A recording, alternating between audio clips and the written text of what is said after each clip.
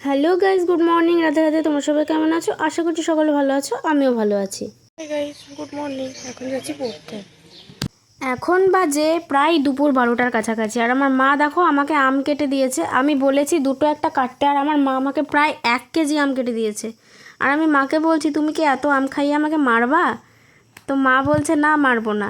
Actually একটা হাসির ঘটনা ঘটেছে, সে ঘটনাটা তোমাদেরকে লাস্টে শেয়ার করছি। তো হ্যাঁ, আমার কিন্তু আম বলতে ফেভারিট হচ্ছে ন্যাংরা আম, মানে কাঁচা না, পাকা পাকা ন্যাংরা আম।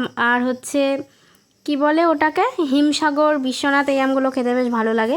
আর এই যে এই কাঁঠালগুলো দেখেছো, সব আমাদের গাছ থেকে পড়েছে, দেখো পেকেও গেছে, মানে বেশ অনেকটাই পেকে গেছে। তো তারপরে কিন্তু আমি আর দেরি করিনি, ঝটপট স্নান পুজো করে নিয়েছি, কারণ আমার বিকেল 4টের সময় আবার পড়া আছে। গাইস যে হাসির বিষয় বলছি আর কি তোমাদের। তো কি হয়েছে, বাবার কোনো এক বন্ধু ইয়ার্কি মেরে বলেছে যে আমার বাবা নাকি কার কিনবে, মানে মারুতি কার।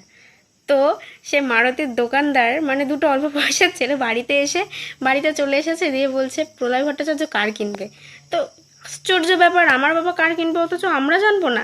তো যাই হোক, এই বিষয় নিয়ে একটু হাসাহাসি হয়েছে।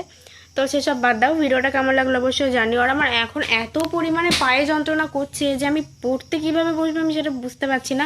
সেই বিকেলবেলা 4টের সময় পড়তে গেছি, সে তখন থেকে আমার সমানে পায়ে যন্ত্রণা করছে। অ্যাকচুয়ালি আজকে তেহট্টই পড়া ছিল, তেহট্ট থেকে বাস ধরে আবার পলাশিপাড়ে এসেছি, হাঁটা চলা করেছি দুবার হলো, আবার 4টের দিকে একবার গেছি, আবার হাঁটা চলা করেছি। তো আজকে অতিরিক্ত হাঁটার কারণে আমার পা নিয়ে আমি উঠতে পারছি না, পা পুরো ফুলে গেছে আর যন্ত্রণা করছে। জানি না কখন কমবে। তো পড়া তো করতেই হবে, কারণ কালকেও 3টে পড়া আছে, মানে এডুকেশান আছে, ইতিহাস আছে, বাংলা আছে। একটা স্যারের কাছে দুবার পড়া আছে, আর একটা স্যারের কাছে একবার আছে, মানে তেহট্টতেও আছে। তো যাই হোক, আমি পা টিপতে থাকি আর দেখি কতক্ষণ পায়ে যন্ত্রণা ভালো হয়। আর ততক্ষণে তোমরা আমার ভিডিওটা একটা লাইক করে দিও।